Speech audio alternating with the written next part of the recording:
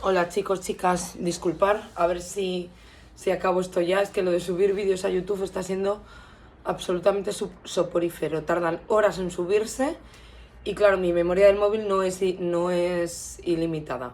He borrado cosas, pero mientras está subiendo un vídeo que tarda horas, pues no puedo ir grabando otro por este problema que tengo en la memoria. Entonces nada, voy a acabar muy rápido con lo de la filosofía contemporánea del siglo XX, ¿vale? Habíamos visto en el siglo XIX el liberalismo económico y el marxismo.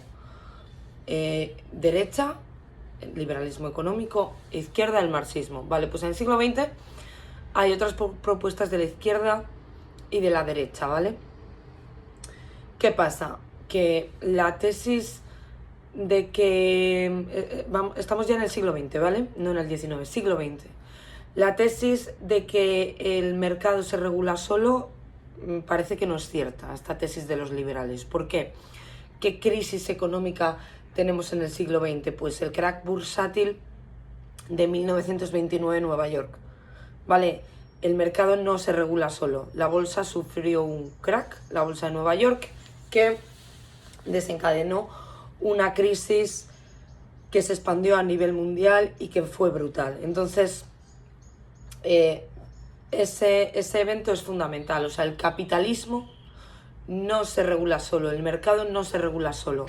De hecho, hay crisis de superproducción, esas son las crisis del capitalismo que muestran que el mercado no se regula solo, que es necesaria a veces la intervención estatal ante todos los despidos y toda la pobreza que luego generan esas crisis. Os pongo un ejemplo de crisis del capitalismo.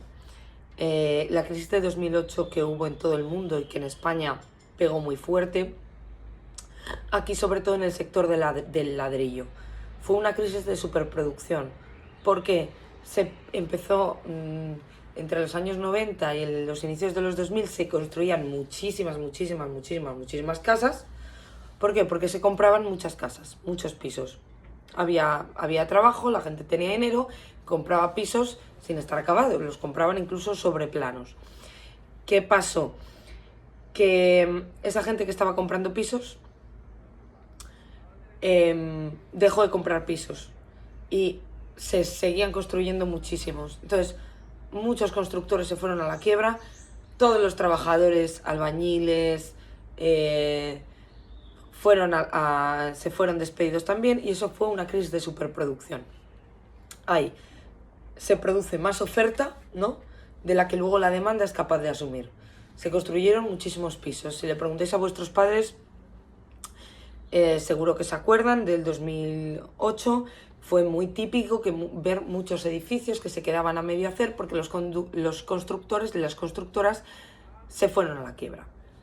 Simplemente por poner un ejemplo. Pero ¿qué pasa? El socialismo tampoco parecía ser ese sistema ideal que decía Marx. La Unión Soviética cayó en el siglo XX también, acordaos, que cae el muro de Berlín, que era el muro que separaba las dos Alemanias, la Alemania occidental y la Alemania del Este, que era parte, que tenía un régimen comunista. Además, la revolución cubana, y en Cuba se empiezan a ver muchos problemas también a consecuencia de que cayera la Unión Soviética, que era su principal ayuda. Entonces tenemos que, por un lado, ni el capitalismo ni el mercado se regulan solos, como decían los liberales económicos, los liberales, ni el marxismo, ni el socialismo es aquí la panacea. Entonces surgieron otras ideologías que vienen del liberalismo económico, una de ellas, que es la de Karl Popper, y otra de ellas viene del socialismo, que es la Escuela de Frankfurt, pero que incorporan, son un poco diferentes sus análisis.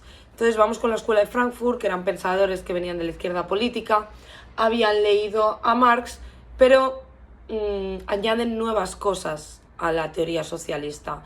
Entonces, mientras que Marx decía que la alienación venía del sistema económico capitalista y de los empresarios, ¿no?, pues la Escuela de Frankfurt decía que también la propia cultura de masas, es decir, ¿qué es la cultura de masas? Estos fenómenos culturales que no son, que hacen participar, yo qué sé, a todo el mundo.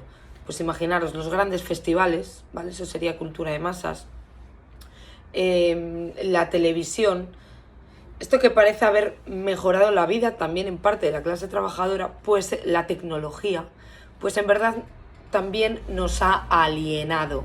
¿Por qué nos ha alienado? Porque si tenemos en cuenta que la alienación de la cual habíamos hablado al tratar el marxismo era el proceso mediante el cual una cosa deja de ser lo que debería ser, el obrero deja de ser una persona, según Marx, se deshumaniza cuando está en una cadena de producción, pues los autores de la escuela de Frankfurt decían que la televisión, la tecnología deshumaniza a los trabajadores y a las personas en general.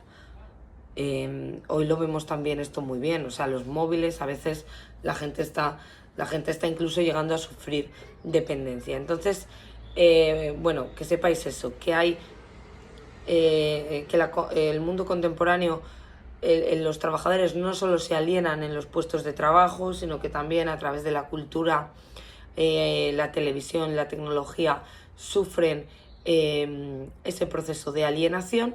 Y entonces, bueno, pues lo que hacen estos autores, se llaman Escuela de Frankfurt, porque fundaron una escuela y eran... bueno, cuando unos autores fundan una escuela, normalmente en un lugar geográfico determinado, en una universidad, son varios autores que están en contacto, ¿vale? Están en contacto también espacial, quiero decir. No es que viva uno en Nueva York y otro... Eran normalmente todos ellos alemanes, ¿vale? Y concretamente en torno no a la Universidad de Frankfurt. Hicieron una teoría crítica. También se llama la teoría crítica a los autores de la Escuela de Frankfurt, porque reflexionaron críticamente sobre la sociedad. Entonces, es lo que tenéis ahí en los apuntes, neosocialismo, ¿vale? Esa sería la propuesta en el siglo XX de la izquierda política.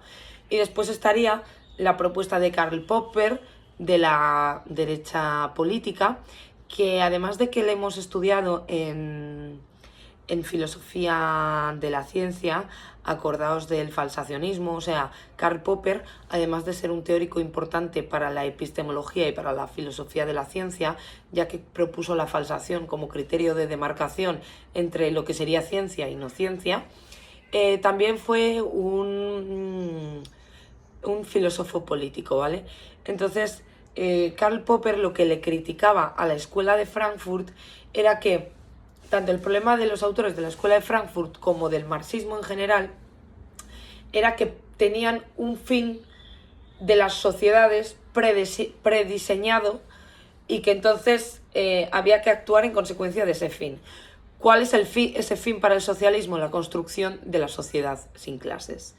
Pero Karl Popper está en contra de esto, o sea, ponerle fines a la sociedad como la destrucción de las clases sociales y que haya una igualdad, coarta mucho la libertad de las personas y el libre desarrollo de las sociedades. Entonces, frente a estas sociedades cerradas, que tienen un fin para la sociedad, no solo los socialistas con la desaparición de las clases sociales, sino también los nazis con el fin de la raza aria, lo que propone él son más sociedades abiertas, donde no haya ningún fin preseleccionado para la historia y para la sociedad y para el gobierno, y que pueda emerger la pluralidad y que por tanto pueda cambiar el rumbo de las sociedades y de la política, porque no hay ningún fin predeterminado. Eso es la propuesta de Karl Popper en el siglo XX, ¿vale? Bueno, pues muchas gracias. Si tenéis alguna duda me preguntáis, pero bueno, esto es bastante facilito y lamento subir esto tan tarde, pero es que es soporífero. Lo de subir vídeos a YouTube es una cosa horrible, tarda horas, me da igual hacerlo con wifi que con datos y eso, que mi memoria del móvil pues no es la mejor. Venga, suerte y ánimo.